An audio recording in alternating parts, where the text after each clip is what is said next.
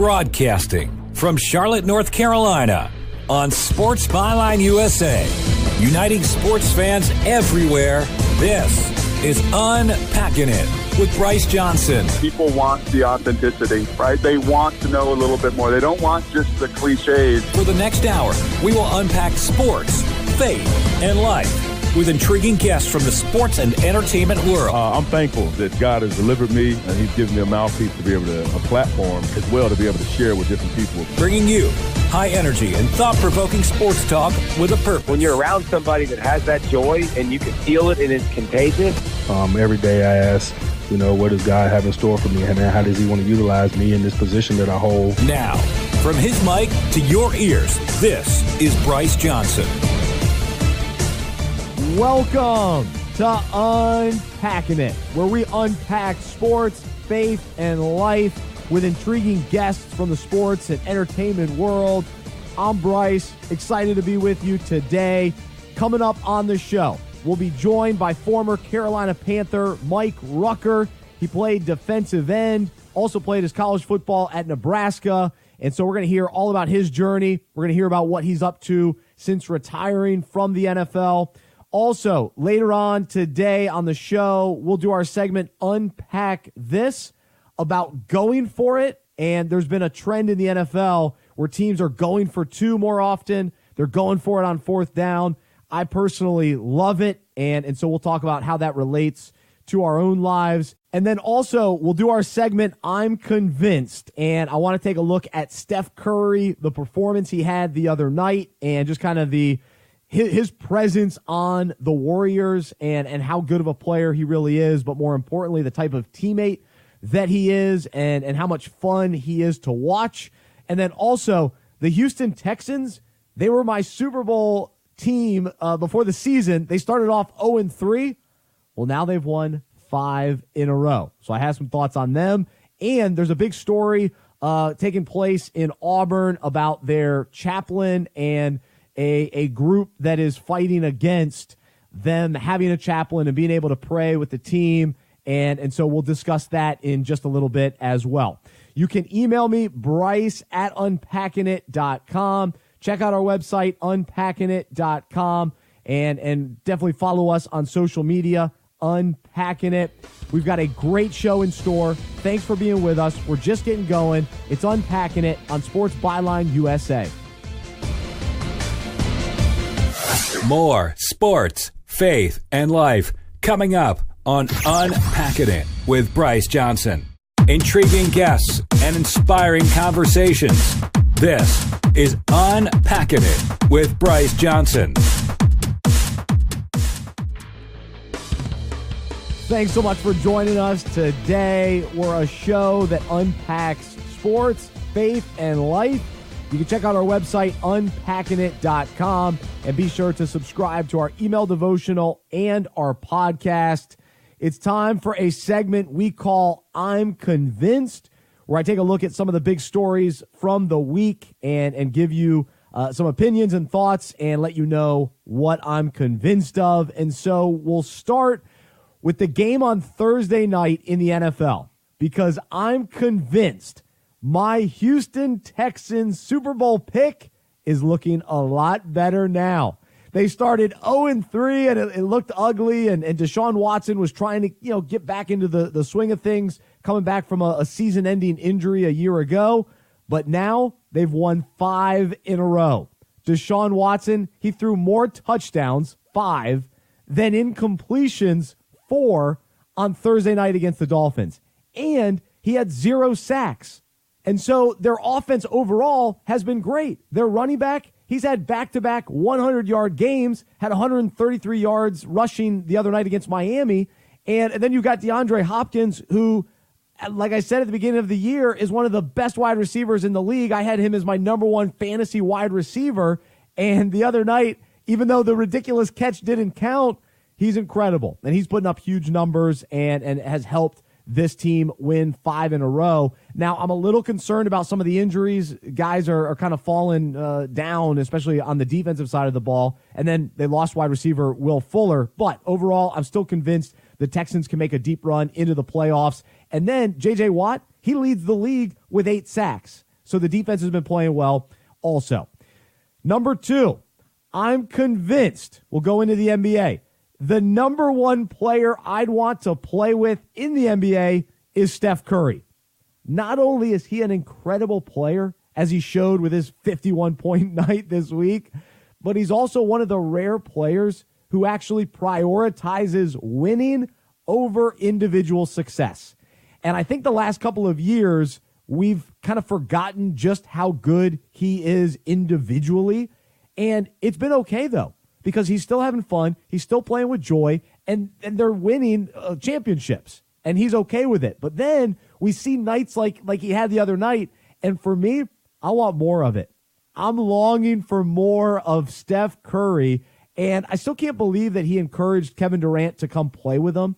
And I'm still convinced I'd rather have Curry light it up than have to share the ball with someone as good as Durant every night, because I'd rather watch Kevin Durant on a team like the Knicks or wherever he might end up next year. I want to see him put up big numbers.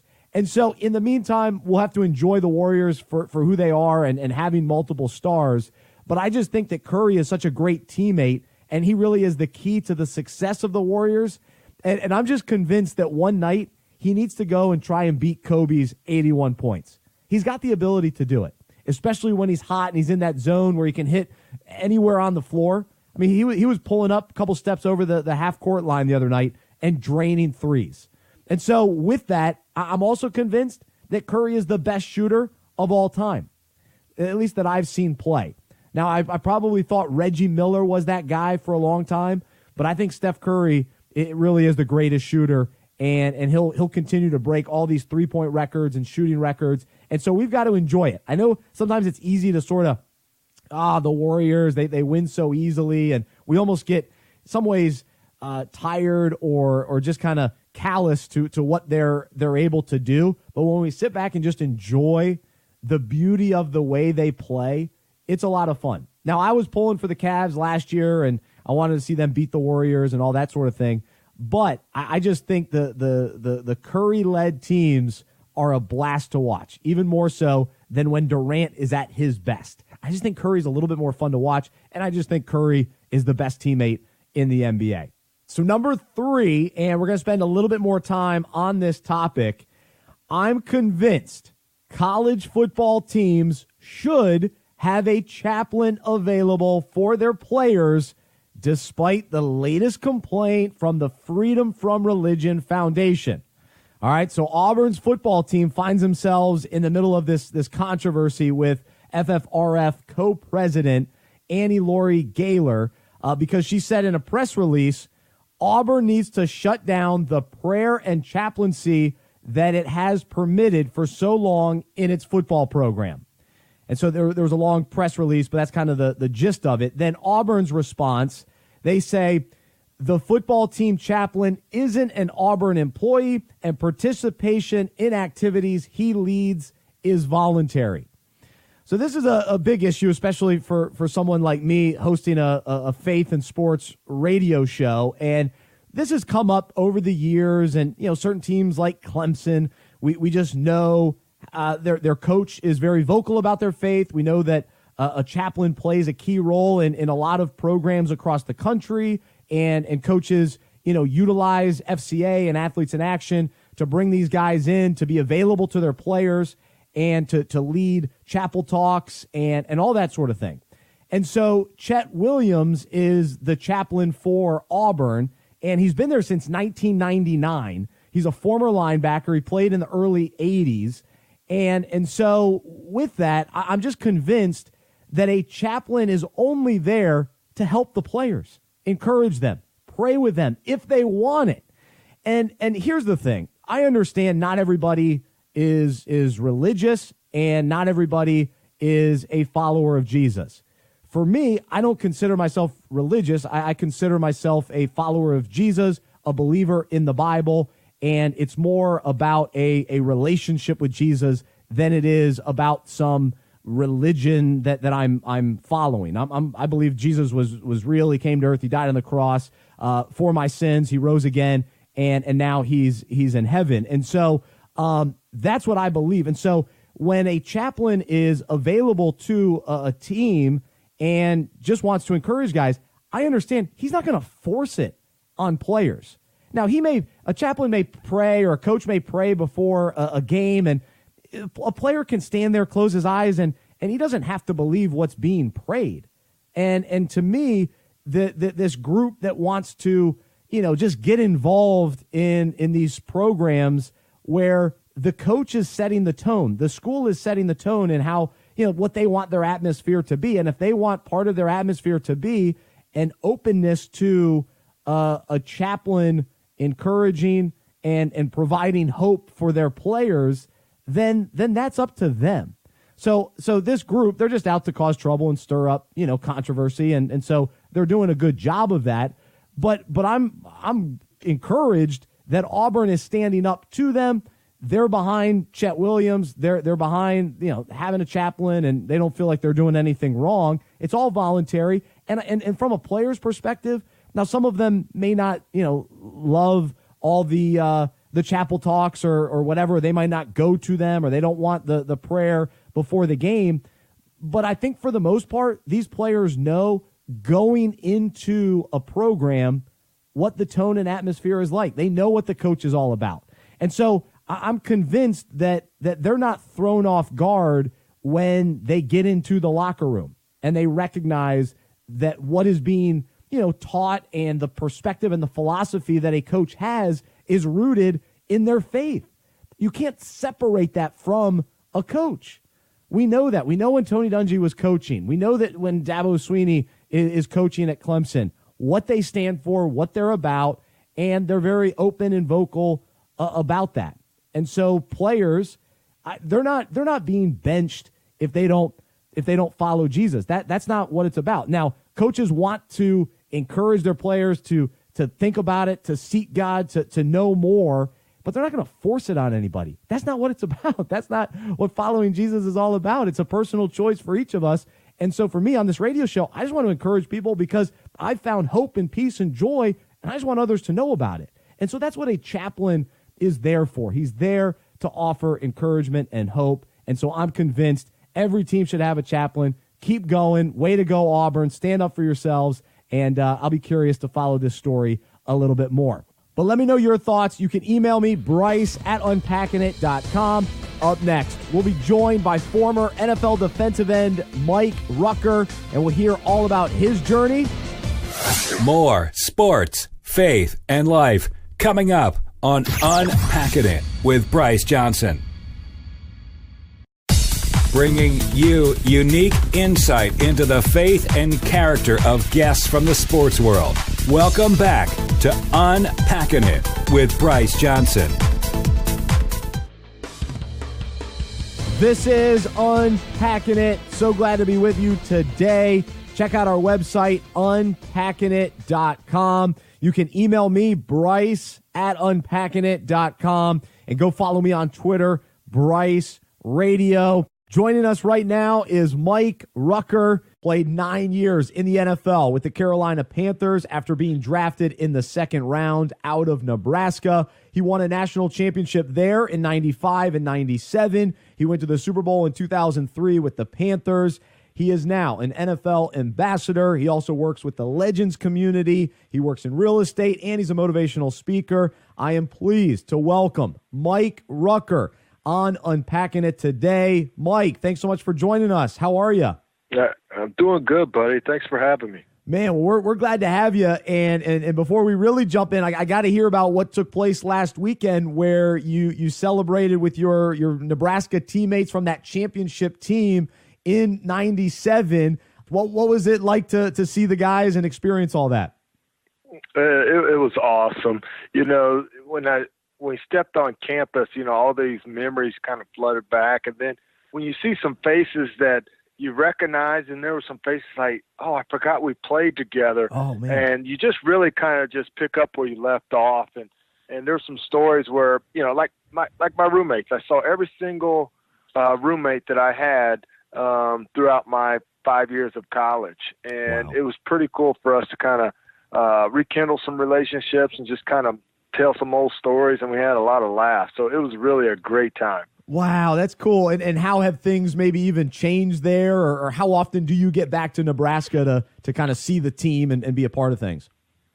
Well, my father-in-law's in Lincoln, so we get to Lincoln quite a bit. But as far as getting on campus and getting to the games, sometimes it's a little bit tough throughout the fall with your kids in sports. So it gets difficult, but we were able to make it back.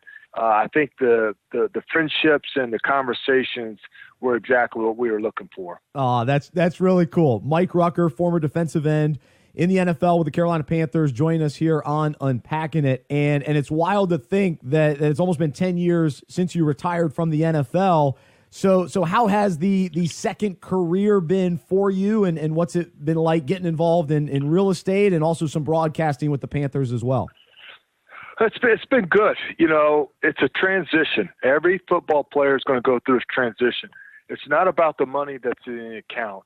It's not about the star power. It's really the transition, and what are you going to do in the next phase in your life? So from the age of, say, 6, 7, 8 years old, we've been an expert at, throwing the football, making tackles, sacking the quarterback. And all of a sudden, somewhere in the age, your late 20s or early 30s, for the average person, you're now done and you're retired from that career. And now you have to reinvent yourself. You have to go find a new career that you're not necessarily an expert in. Yeah. And so that transition is very tough. So like I said, it's not about, what you have physically. It's about really retraining the mind and finding a new career path that's going to essentially make you happy when you wake up in the morning for the next 50-something years. Well, so what has been the joy of this second career? And I know you spent a lot of time on your real estate business. What have been the joys of that? But then what has been maybe some of the struggles of no longer playing football for you personally? Yeah, great question. 13 years ago, when I was still playing, about halfway through my career, I started Vision Group Realty, which is a full-service real estate firm. And the reason why I did that was because I saw a lot of guys coming in, and there was a void there. Because as soon as we sign our contract, our basically our paycheck and our salary is in the paper. And so people know that we have the money. And so I wanted to really just educate the players as they came, through the locker room, whether it was through the draft or through free agency, and really help them through that process. So we've had our company for 13 years, still going strong. But the one part that I really felt like I was missing was just being able to serve. To serve not only spiritually, but just from a personal perspective of being able to help people. I love helping people. I love meeting people. And so the real estate was able to do that, but then also to take it to the next level was being able to work with the Panthers in the preseason color. Yeah. It allows me to do TV during the preseason. I think I just finished my 9th year. Wow. And then also working in the NFL Legends community. And basically it's working in the retired player space. And it's going out. We've got roughly about 22,000 former players out there. And my job in the Southeast region is to go find them, turn over rocks, make calls, and basically help them reconnect with their team and their league and any resources that they need to help them in their transition. Like I said, everybody's going to go through a transition. And so we're there to try to help and be that helping hand and to serve our fellow brothers. Oh, that's really neat. Very cool to hear. Mike Rucker, former Carolina Panther defensive end, joining us here on Unpacking It. And Mike, we love talking sports here on Unpacking It, but we also love to just hear the journeys of guys, and especially when it comes to your faith and deciding to follow Jesus. And so really would love to hear just kind of about your story, because you mentioned this desire to serve people and help people. Where does that stem from, and really where did your faith and interest in Jesus begin? Yeah, I grew up in the church, and probably typical of kids, 6, 7, 8 years old, mom, dad dragging me to church. I'd try to find a way to sit on the back pew, fall asleep, all of those things. As I got older into high school, I thought that I could skip church by going and staying all night at my buddy's on Saturday night instead of Friday night. That didn't really work because Mom would say, yeah, you can go stay, but make sure that you're ready at 7:30 when we pick you up for church. So, all those tricks of the trade I didn't do very well. As I got into college, I kind of, went astray on my own, just kind of doing the whole college life. And each year in the football world, I was doing better and better. And, my sophomore year, my redshirt year, we won a championship. My freshman year, we won a championship. And then my junior year, we won another national championship. So each year I got better. We got more and more attention. My senior year was supposed to be my year that I just knocked the block off of it, heading towards the NFL. And I remember it like yesterday playing La Tech. And I go out and guy was in a shotgun formation. The ball goes over his head. I'm going to hit this guy so hard. It was like slow motion. I was trying to think of different ways I was going to hit him. And I just fell down with this injury that I've never felt before. And playing sports, you have a lot of pains, sprained ankles, torn ligaments, whatever. And this is something I've never felt before. And I just remember being on my back in front of 75,000 people. Wow. And I just remember looking up at the sky and saying, Lord, no, not me, not now. Why? And I remember getting into the training room, and they really couldn't put their finger on what was going on. And as a couple of weeks go by, it was just baffled. And then when they kind of thought what they knew it was really career ending at that point. Wow. For the cases that they saw. And so I just really began just to break down and I knew the Lord was working on me, and that was his way of trying to grab my attention, but I just thought it was over. And then for my position, you have to have sacks. Oh, yeah. You have to have sacks. I can have 1,000 tackles. They don't care. At the defensive end, I have to have sacks. They don't care about the interceptions, the tackles. You have to have sacks. And so I go through that whole year. I rededicated my life, got back. I got connected with FCA, fellow Christian of athletes, got connected, was on a good path, felt good. But there was still a portion of me thinking that, hey, this is what I'm supposed to do. God's going to bless it. When is it? It should be next week. And I truly hadn't released it yet. And God knew that. And as we go through this whole season, we're going into the last game of the year. I have 0 sacks. I have a handful of tackles, 0 sacks. And I had finally released it. I finally said, God, you know what? If I don't play football again, I'm okay with that. And he really felt that in my heart that I truly released it at this time. Wow. And to make a long story short, we go play Colorado on ABC. And this just shows you how God works. I had 2 sacks, and I was the MVP of that game. Then we went to our holiday. Played in the Holiday Bowl, our bowl game. I had 2 sacks. I was the MVP. And then I go to the Senior Bowl, which is the all-star game for seniors all across the country. I had 2 sacks and MVP. So he took 3 games, 6 sacks, 3 MVPs, and allowed me to be the 8th pick in the second round of that draft. And that whole injury piece just went away. And so that's part of my testimony that once I rededicated my life in God's time, not my time, God's time, is a perfect timing, and he was fortunate enough that he just blessed us. I was fortunate enough that he just blessed us, and basically opening up my eyes and putting me back on the right path. But by no means am I perfect. I'm a sinner, by nature. But every day I confess, and I tried to wake up with the right intentions. But through his grace and his mercy, allows me to keep moving and try to lift up the kingdom in any way possible with the platform that I have. Amen. Oh, it's an awesome story. Mike Rucker, former Carolina Panther defensive end, joining us here on Unpacking It, talking sports, faith, and life. And we're going to take a quick break, but we've got plenty more with Mike right after this. Plus, we have our segment Unpack This coming up as well. You're listening to Unpacking It. I'm Bryce Johnson. Thanks for being with us. The place to hear athletes opening up about their true passions in life. This is Unpacking It with Bryce Johnson.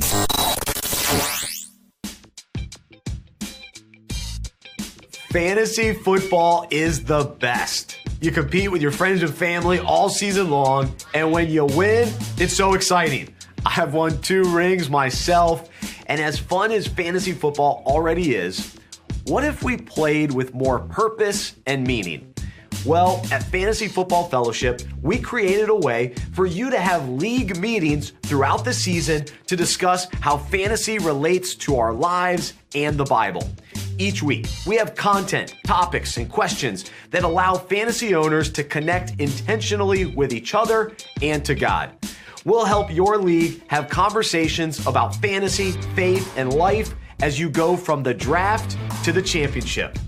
Play fantasy football and change your lives. Sign your league up today at fantasyfootballfellowship.com.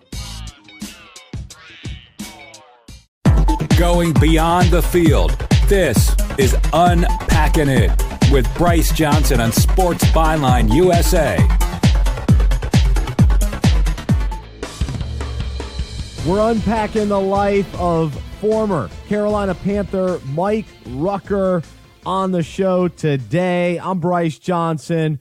Really appreciate you joining us. And if you missed the last segment that we had with Mike, definitely check out our podcast on unpackingit.com.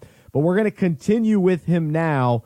And he was talking about his senior year in college, ends up having an awesome game in the bowl game, and ends up having a real spiritual experience. And so this is a key moment of your life that changes the trajectory of your life in college and just changing your whole perspective and this sense of surrender and humility there. So now you end up getting drafted into the NFL. So how does your kind of view of football and your career change, because now you're viewing it through this lens that God has blessed you, God's given you this ability, and you want to do it for his glory?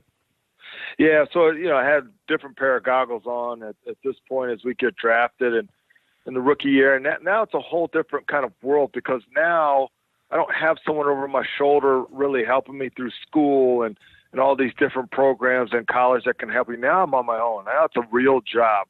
You're getting a paycheck, and you're supposed to show up at this time, and you go home at this time, but then you have all this free time, and all of a sudden you have, your finances are pretty good. The one thing that really helped me was that my girlfriend at the time in 97, we got married. We came to Carolina together, so we did this process together, got married.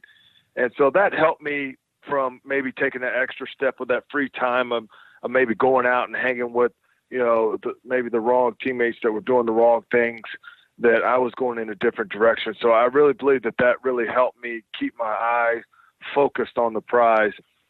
And as we were going on, I was able to get connected with our chaplain, who really then took that faith and really started putting bricks and mortars around it and really strengthening me and opening up my eyes to more of the word.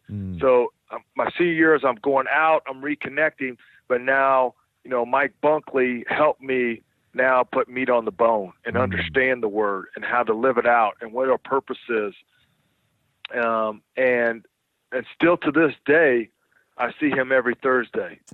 Even though I've been out the game 10 years later, we still have a Bible study every Thursday, still sharpening our tools, and I think that was something that the Lord really blessed me with, because he understands the football, sports, professional athlete world. As athletes, we can hide really well, and we can tell lies really well. We can fake the funk really well. And for him to understand when someone's faking it or when someone's not telling the truth, he can call us to the carpet, and that really helped me in my faith and in my walk. And so we had a platform, and hopefully the Lord is pleased the way that we used it and trying to bring attention to his kingdom and our purpose here. That's really cool. Mike Rucker had a wonderful career with the Carolina Panthers and went to the Super Bowl, was a Pro Bowler, and now just continuing to be connected to the game as well. He's an NFL ambassador and works with the Legends community. And so you mentioned your wife.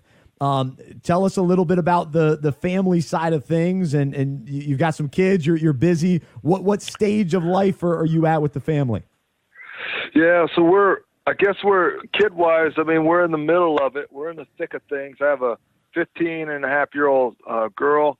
I have a 13-year-old boy and a 10-year-old girl that's about to turn 11 next month. So we're in sports, or volleyball game one night, same night got a football game. You go left, I go right. The math doesn't work on Wednesdays because all three are doing something. So we really enjoy the fam, and we try to stay active, try to put them in the right position to win. Not only spiritually, but in life.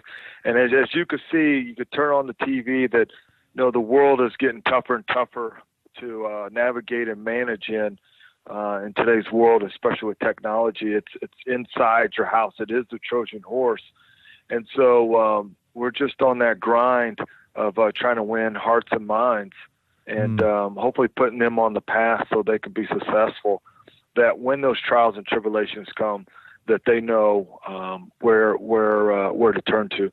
The one thing that I can honestly say is different from their upbringing than mine is that they really enjoy going to church. Oh, and great. I think that that's a positive thing that of where we go to church, that they really embrace that and they want to go and they want to serve. So I think that that's huge too in our family and in our lives right now. Oh, that's excellent. Very, very cool. So, and speaking of your wife, it sounds like you guys have been together for a while, even going back to college. What's maybe something that you've really held on to in regards to marriage wisdom, or something that keeps your marriage grounded, that could be an encouragement to guys listening today that can relate to juggling 3 kids and crazy schedules and keeping everything in order? Yeah, at the end of the day, similar background, grew up going to church, but as far as really truly walking, we made that commitment ourselves as a couple. And we're really each other. We back each other up, and when someone has that support system of being able to talk through things from a Christian view, from what God or the Bible is saying, the way that you should go about it. And I'm just super proud of her. She stepped out of her box, about a month ago and started and held a women's Bible study on marriage, and really just really reflected on them as women. Sometimes as men, they're taking care of the family, they're taking care of us, but for them to really focus in on themselves, I think is really, really cool. So she's continuing her walk and strengthening her walk, which is really cool. And like I said, this is a journey. Every day you're trying to get better and you're trying to walk closer with the Lord in the way that He wants to do it. So as a family, we're trying our best to do it the right way. Yeah. Like I said, we'll trip and stumble, but again, that's where God's grace and mercy comes in, and we can't do it. We can't do it. It has to be Him and His will, and understanding our purpose and what our purpose is here on this earth. And this is a short period of time. Yep. When we talk about eternity, this is just a blimp on the screen. And so what we do, it really is important. Amen. Amen. Mike Rucker, final thoughts as you just kind of think about your own time with the Lord, or even the Bible study that you mentioned on Thursdays. What's maybe been on your heart most recently? What have you been learning or studying most recently? Well, really 2 things. We've really been talking about heaven. Oh. I think that a lot of times we kind of, in sports, we always have a goal, right? So when we start the season, we have one goal, and that's to see the trophy and to win a championship and to hold that trophy up on the stage as winners, right? And we focus on that. But I feel like in the Christian walk and faith, sometimes we think about day to day and we don't think about our end goal. What is our goal? And that's to win for Christ and to be into heaven holding that trophy. And so to be able to talk about what heaven is like, I think is really huge. And I think that's been really good for me in opening up my eyes. The other thing is what our purpose is here on earth. While we are here on earth, what does that look like? And it's really to win people and to expose people to the word. And sometimes it's just being vulnerable, because that might not be my nature, right? My nature might not be to just walk up to somebody and have this open conversation.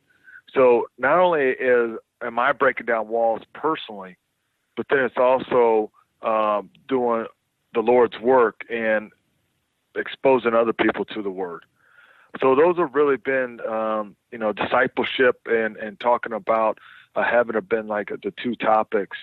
I think the next one that we're going to roll into is spiritual warfare. I think that when you really think about going back and understanding why I want to go to a strip club, or why do I want to drink alcohol or do drugs, or why do I want to step outside of my marriage, or why do I want to be physically abusive, all of these things, where's that coming from?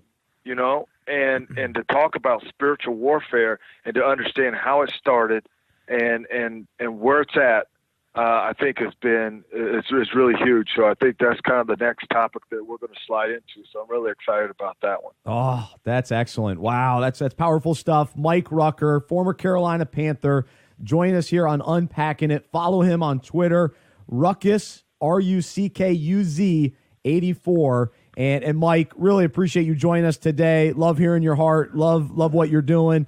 One of my favorite players ever to play for the Panthers. So really a treat to talk with you today. So thank you.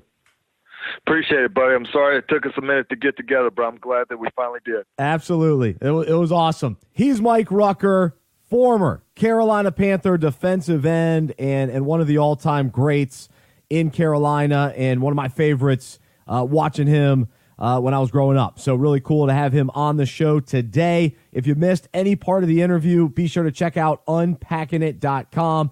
And while you're at it, check out our podcast. It's everywhere. iHeartRadio, iTunes, Stitcher. Just search Unpacking It, and you can find the best location where you like to listen to podcasts, and you can find our show. So be sure to do that. Recently on the show, we had Troy Vincent, we had Jeff Kemp, we had Anthony Munoz, and so all of those podcasts are available for you. One big takeaway from the conversation with Mike, and he had so many good things to say, but it really stood out to me, just that number of former NFL players is 22,000. And so you just think about, okay, those are all the guys that used to play. What are they doing now? What are they up to? Where are they at? And so part of his role is to go find them. And I just find that really fascinating, because we know that a lot of these guys aren't doing well health-wise or even just emotionally, spiritually, to where, you know, they don't know who they are or what they should be doing and what their identity is, and all they ever knew was football. And so I just have a heart for those guys, and always appreciate. We've interviewed plenty of players over the years that are involved in kind of the transitional program, and they're involved with the NFL alumni, and they're really leaders for some of the other guys that maybe are struggling, or the guys that are just coming out of the NFL and trying to figure out what to do next. And so they have a big impact on these players. And so great to hear what Mike is doing. And you just, you know, we love these guys when they're playing and they're on the top of the world and playing well and making a ton of money, and then it just all stops. And every time I hear about it, it hits me. You know, it's just like, wow, that's just such a transition. And some people may say, who cares? They made a ton of money. Like, they got to enjoy all that. But they still have to live the rest of their life. They got 30-plus years of working life that they need to figure out. Because all of them, you know, that money runs out, and they've had to support a lot of family members. And so it's not just all sitting there. Hopefully for a lot of them it is. But for many of them, they got to find second careers. And just to spend your time, you got to figure out what you want to do next. So really interesting stuff from Mike Rucker, and I hope you enjoyed it. Up next, we'll wrap up the show with Unpack This about going for it. Inspiring conversations and intriguing interviews. More Unpacking It with Bryce Johnson after this. It's time for our final segment today. We call it Unpack This, where I take a current sports story and relate it to the Bible and our own lives. This week, I want to unpack a trend in the NFL. So here we go. With the Philadelphia Eagles winning last year by playing an aggressive and fearless style, the league has taken notice. Tim McManus wrote an article for ESPN.com with the headline, "Going for It. Aggressive-minded NFL follows in wake of Eagles' success." ESPN Stats and Information says there have been 59 two-point conversion attempts so far this season, which is the most through Week 7. And teams have gone for it on 4th down 200 times. Coaches show confidence in their offense when they decide to take these calculated risks, and the aggressive approach invigorates the whole team. Some coaches may view going for it on 4th down as too risky and not worth a gamble, but oftentimes their unwillingness is because they are afraid and lack the necessary faith in their team. As followers of Jesus, faith is at the core of everything we believe. The Bible says, without faith, it is impossible to please him. For whoever would draw near to God must believe that he exists and that he rewards those who seek him. The Bible also says, so that your faith might not rest in the wisdom of men, but in the power of God. As we walk closely with God, there are key moments in our lives when we must exercise a deep faith and make choices which outsiders may view as risky, not normal, or taking a gamble. In these moments, we demonstrate our faith in God by obeying what he is clearly leading us to do. We don't act irrational or unwise, but in faith, we boldly go for it. When we step out in faith, we reveal that our trust and confidence is in an all-knowing, loving, and powerful God. Today, instead of playing it safe, let's take a faithful risk forward. Let's choose to see what amazing things God does when we decide to really go for it. I hope you're willing to unpack that. Thank you so much for joining me today, and I hope you'll stay connected with us throughout the week on social media and on unpackingit.com. If you have any thoughts about today's show, you can email me, Bryce@unpackingit.com, Bryce@unpackingit.com. Until next time, I'm Bryce Johnson, and I'm a sports fan who follows Jesus. I believe in the good news that he died on the cross for my sins. He was resurrected, and through faith, I have been saved by his grace. I hope that is true for you as well, and I hope you'll join me as we live life as sports fans who follow Jesus together. Have a wonderful week. This has been Unpacking It with Bryce Johnson on Sports Byline USA.